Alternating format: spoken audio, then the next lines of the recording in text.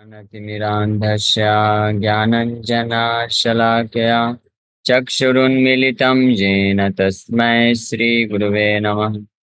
नमो विष्णुपादाय कृष्णप्रेष्ठाय भूतले श्रीमते भक्तिवेदान्तस्वामिन्निति नामिने। नमस्ते सारस्वती देवे गौरवाणी प्रचारिणे निर्विशेषा शून्यवादी पाश्चात्यदेशतारिणे। नमो महावदन्याय कृष्णप्रेमप्रदायते कृष्णाय कृष्णचैतन्यनामिने गौरतुसे नमः। जय श्री कृष्ण चैतन्य प्रभु नित्यानंद श्री अद्वैत गदाधर शिवाचार्य गौर भक्तवृंद। हरे कृष्णा कृष्णा कृष्णा हरे हरे, हरे राम राम राम हरे हरे। हरे कृष्णा। तो आप सभी भक्तों का हार्दिक स्वागत है आज के श्रीमद् भगवद गीता के डिस्कशन में। तो हम लोग चर्चा कर रहे हैं श्रीमद् भगवद गीता यथारूप 4th चैप्टर ट्रांसेंडेंटल नॉलेज दिव्य ज्ञान, और इसके श्लोक संख्या 1 पे चर्चा कर रहे थे।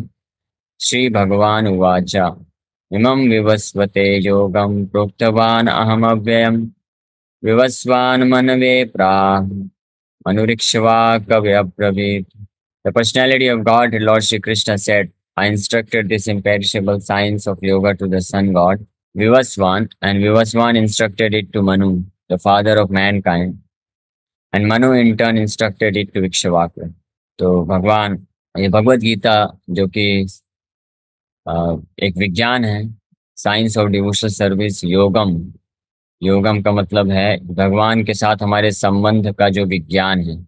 वास्तव में इसी को विज्ञान बोला जाता है। बाकी सब इस विज्ञान तक पहुंचने के लिए छोटे छोटे ज्ञान हैं। विज्ञान का मतलब स्पेसिफिक नॉलेज, विशिष्ट ज्ञान, विशेष ज्ञान। और स्पेसिफिक नॉलेज, विशेष ज्ञान यही है कि हम भगवान के दास हैं, भगवान के साथ हमारा यह सनातन संबंध है। इसी को विज्ञान बोलते हैं। और विज्ञान का दूसरा अर्थ भी होता है जो व्यवहारिक ज्ञान है, प्रैक्टिकल विज्ञान बोला जाता है, प्रैक्टिकल बोला जाता है विज्ञान का। तो सबसे बड़ा ये व्यवहारिक ज्ञान, प्रैक्टिकल नॉलेज यही है कि हम भगवान के दास हैं। और इस प्रकार के विज्ञान को भगवान कृष्ण समय समय से आकर के प्रदान करते रहे। तो ये इस श्लोक में भगवान बता रहे हैं कि इस विज्ञान को मैंने सूर्य के देवता विवस्वान को दिया था। विवस्वान ने अपने पुत्र मनु को दिया, जो कि फादर ऑफ मैनकाइंड, मानव के जो है उनके पिता हैं, मनुष्य, हम सब मनुष्यों के। Manu in turn instructed it to Ikshvaku. Manu Maharaj ने अपने पुत्र इक्ष्वाकु महाराज को दिया। फिर इक्ष्वाकु महाराज अर्थ प्लैनेट में आकर रूल करते हैं, उनके वंशज भगवान रामचंद्र भी आते हैं। इस प्रकार से ये ज्ञान आता है।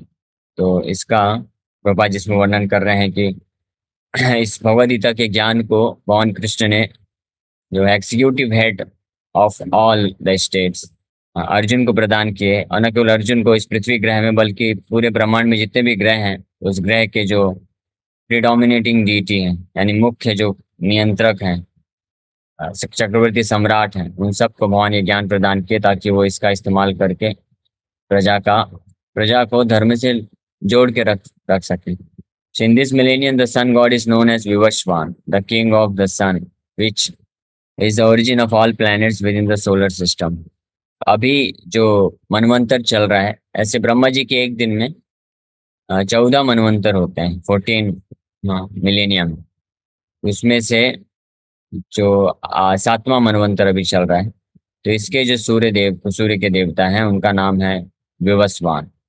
ब्रह्म संहिता में सूर्य के बारे में बताया गया है। यक्ष चक्षुरे सविता सकल ग्रहाणाम राजा समस्त सुर मूर्तिरशेष तेजा यस्याज्ञया भ्रमति संभृत काल चक्रो गोविंदमादि पुरुषम तमहम भजामि।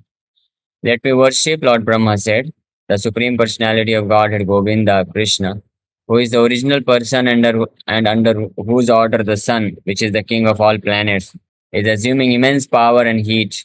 The sun represents the eye of the Lord and traverses its orbit in obedience to his order. तो सूर्य जो है अशेष तेजा, इमेंस पावर, अशेष जिसका कोई अंत नहीं, इतना तेज प्रकट करता है सूर्य। वो क्या है? भगवान की चक्षु है, आंखें हैं। और यस्या गया भगवान भगवान की आज्ञा से भ्रमति समृद्ध काल चक्रो। सूर्य जो है अपने ऑर्बिट पे स्थित होकर के, अपने कक्ष पे स्थित होकर के भ्रमण करता है, और इससे काल का चक्र प्रवाह होता है। तो सूर्य के देवता जो कंट्रोलर हैं वो कौन है? विवस्वान है। एंड वो भगवान गोविंद के एक दास हैं।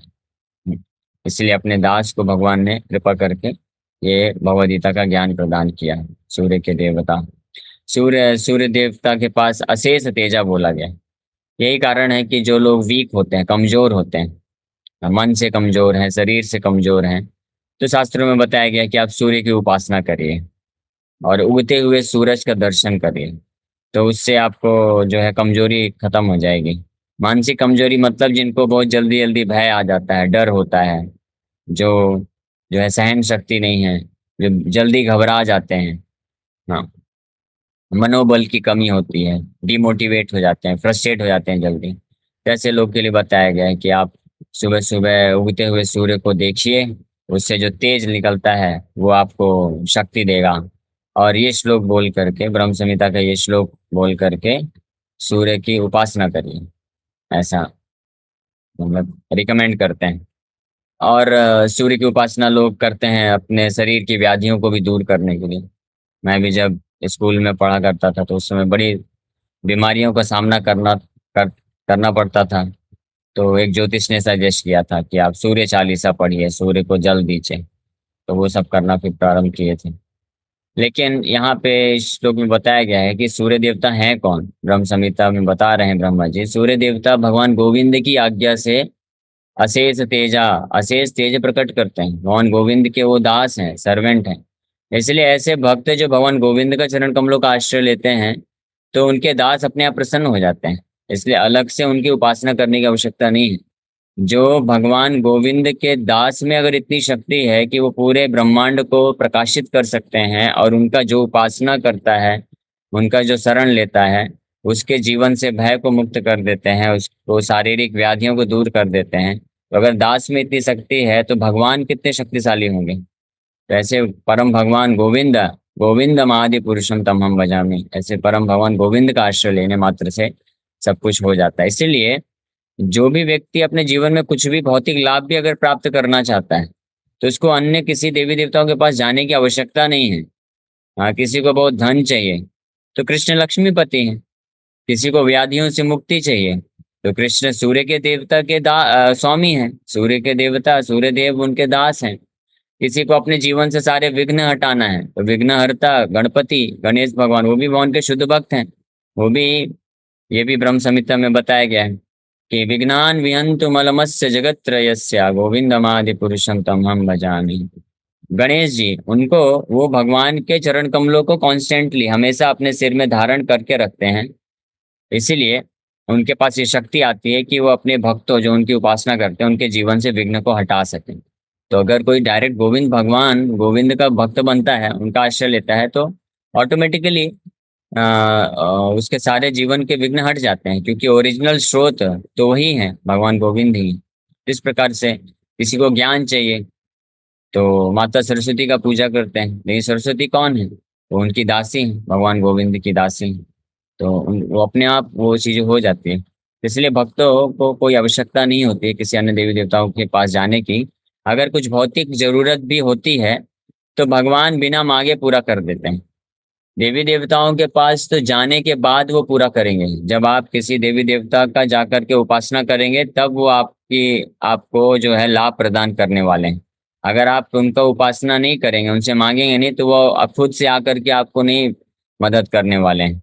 लेकिन भगवान कृष्ण ऐसे हैं कि अगर कोई उनके भक्ति उनका आश्रय लेता है तो अगर नहीं भी मांगता है तो भगवान परम पिता हैं, वो सारे उसकी भौतिक इच्छाओं की पूर्ति भी करते हैं, भौतिक रूप से भी ध्यान रखते हैं। जैसे माँ बाप होते हैं, तो माँ बाप को बच्चों को बोलने की आवश्यकता नहीं है कि माँ मुझे भूख लगी है, कुछ खाने को दो ना, आज दिन में कुकिंग करोगी ना आप, मेरे को भूख लगती है, दिन में 3 बार मैं भूखा होता रहता हूँ, तो आप 3 बार कुकिंग करोगी ना। बोलने की जरूरत नहीं है। उसको बस भूख लगी है, तुरंत थाली लेके आ जाने का सामने, माँ उसको परोस को दे देगी। यहाँ तक कि उसको थाली लेके सामने आने की भी आवश्यकता नहीं है। माँ का चिंता हो जाता है, अपने बेटे को बुलाती, चलो चलो तुमको भूख लगी है, कुछ खा लो। माँ को बोलना पड़ता है, बच्चा भूल जाता है, बल्कि माँ को बोलना पड़ता है। लेकिन कोई पड़ोसी वाला तो नहीं करेगा ना ऐसा।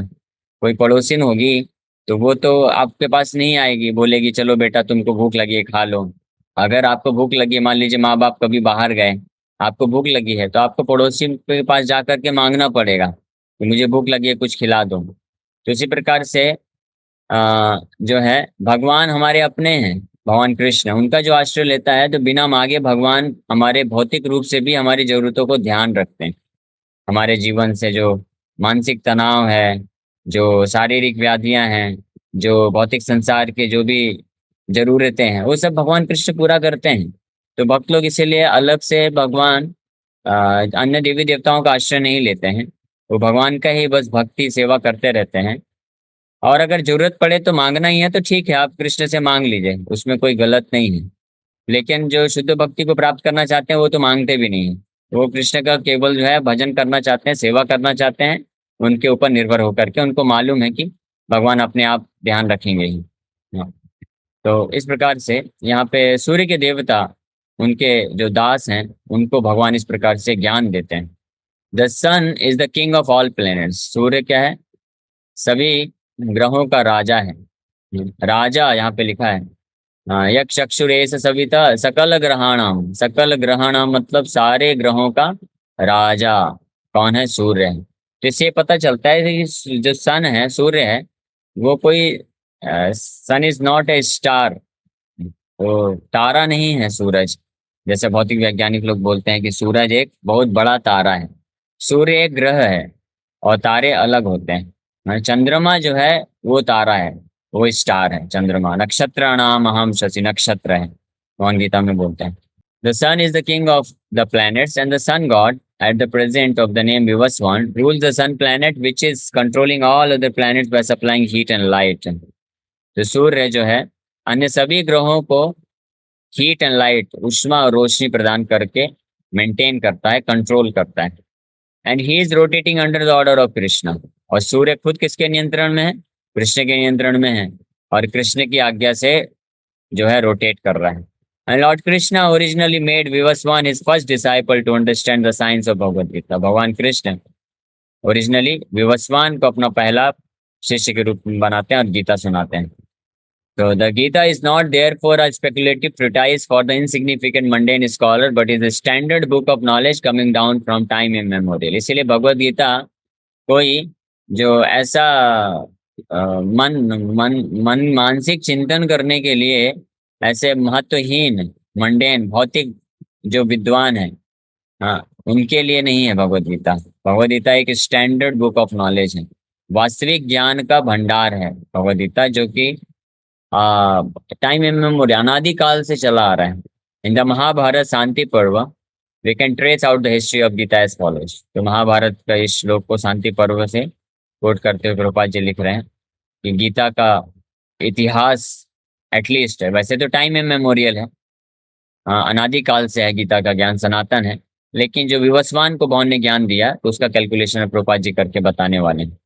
त्रेतायुगादौ च ततो विवस्वान्मनवे ददौ मनुष्यलोकभृत्यर्थं सूत्यपेक्षावकेव ददौ इक्ष्वाकुणा च कथितो व्याप्य लोकानवस्थितः। In the beginning of the millennium, known as Treta Yuga, the science of relationship with the Supreme was delivered by Vivaswan to Manu. Treta युग के प्रारंभ में इस भगवत गीता के ज्ञान को विवस्वान ने मनु महाराज को प्रदान किया था। Manu being the father of mankind gave it to his son Maharaj Ikshvaku, the king of this earth planet। और मनु महाराज ने अपने पुत्र महाराज इक्ष्वाकु को यह ज्ञान प्रदान किया, जो कि रघु डायनेस्टी के पूर्वज हुए, in which Lord Ramchandra appeared। Therefore, Bhagavad Gita existed in human society from time of महाराज इक्ष्वाकु। तो पृथ्वी लोक में सबसे पहली बार, यानी इस साइकिल की बात की जा रही है।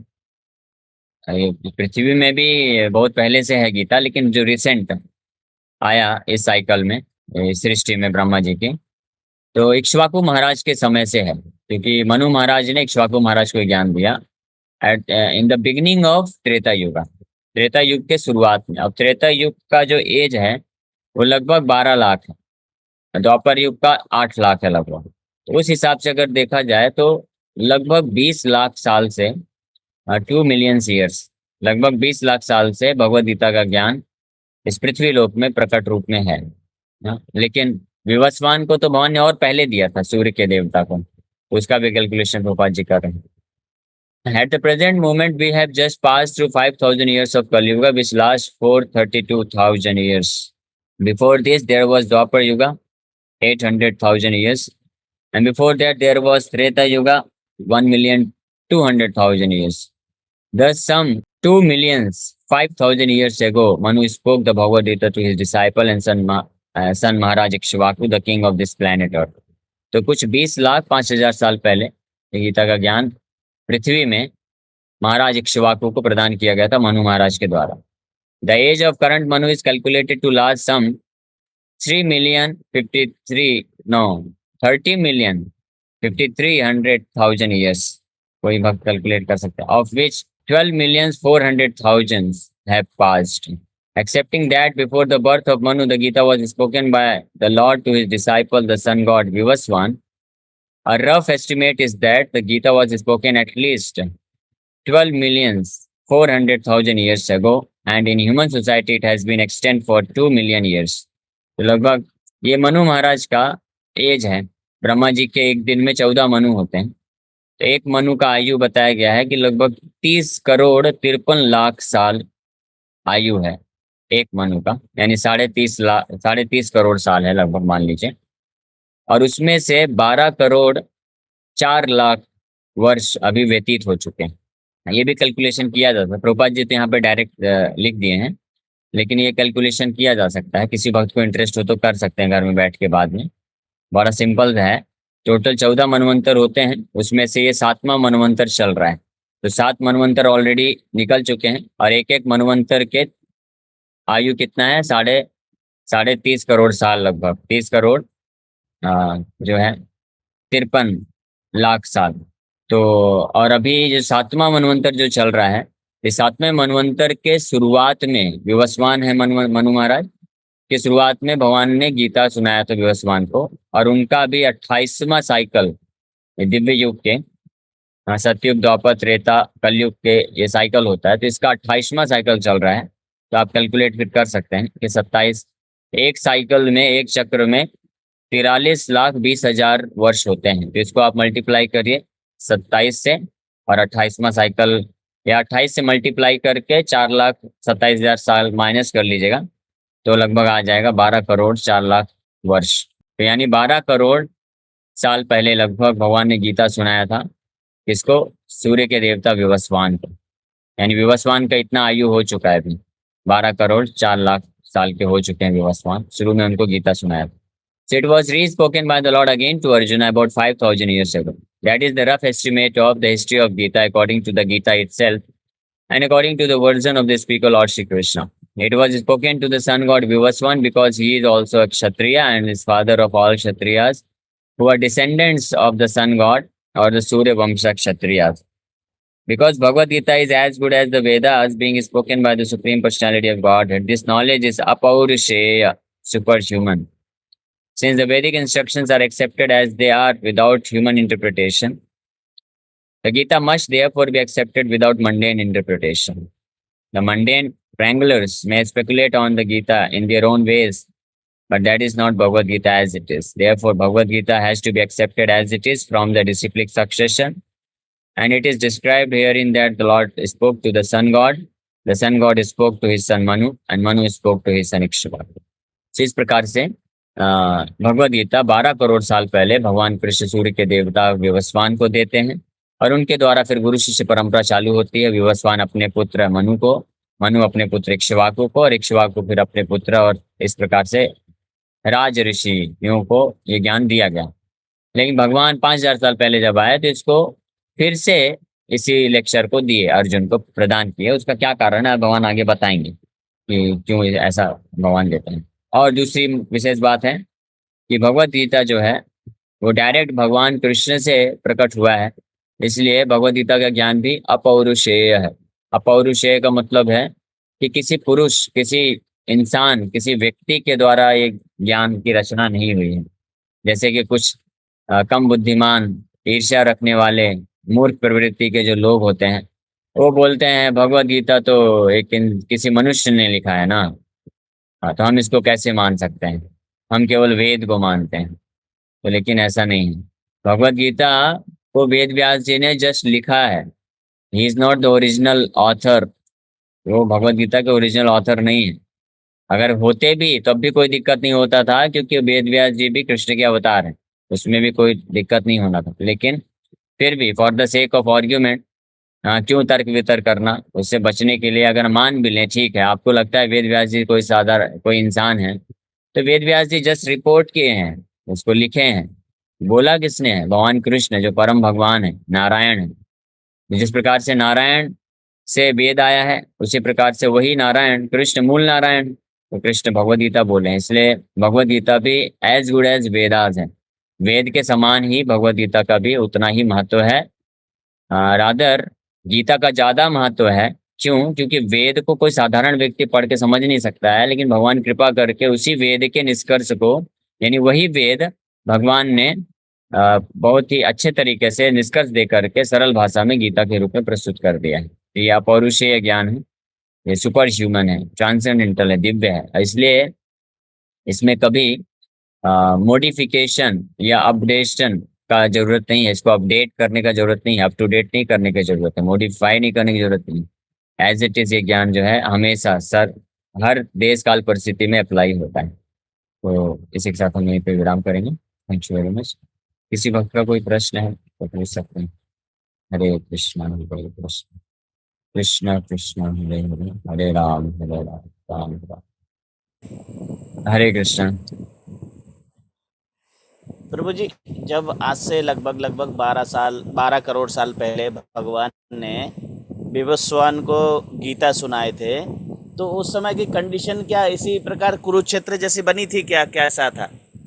ऐसा तो वर्णन नहीं दिए हैं भगवान कि क्या कंडीशन थी, लेकिन उससे कोई फर्क नहीं पड़ता। भगवान तो जो है सुप्रीम कंट्रोलर हैं, कैसी भी कंडीशन में दे सकते हैं। तो जरूरत नहीं है कि हर बार भगवान को गीता देना है तो युद्ध ही कराना पड़े, ऐसा नहीं है। वो यहाँ पे परिस्थिति हुई है, तो ऐसा तो पता नहीं, गीता में तो ऐसा मेंशन नहीं है कि भगवान ने कैसे दिया, डायरेक्टली दिया या कुछ युद्ध कराया या कुछ करवाया। तो जो भी है उससे उससे हमको कोई फर्क नहीं पड़ता। हमको तो मेन नॉलेज चाहिए हमारे बेनिफिट के लिए। तो भगवान ने किया होगा कुछ ना कुछ तो योजना से, विवस्वान को ये ज्ञान प्रदान किया होगा भगवान ने। ओके, यस आराधना माता जी। हरे कृष्णा प्रभु जी। हरे प्रभु कृष्णा। जी, मेरा प्रश्न ये है कि जब कोई हमको आके कुछ भी बोल जाता है तो हम सीधा मन पे ले लेते हैं, तो उसको कैसे हैंडल करें? मतलब मन पे ना ले, कि उनको अवॉइड ओके, करें। हरे कृष्ण। अपने आप को मन, बुद्धि, अहंकार और शरीर से अलग समझते हुए हम हैंडल कर सकते हैं। ये भगवद गीता के तीसरे अध्याय का आखिरी श्लोक 3.43, उसके ऊपर हमने अलग से एक लेक्चर लिया था। तो अगर आपको इंटरेस्ट है तो वो यूट्यूब में अपलोड किया गया है, आप उसको सुन लीजिए, उसमें काफ़ी आपको मदद मिलेगा। क्योंकि इसी थीम पे हमने बहुत डिस्कस किया, उसमें लगभग 50-55 मिनट का वीडियो है।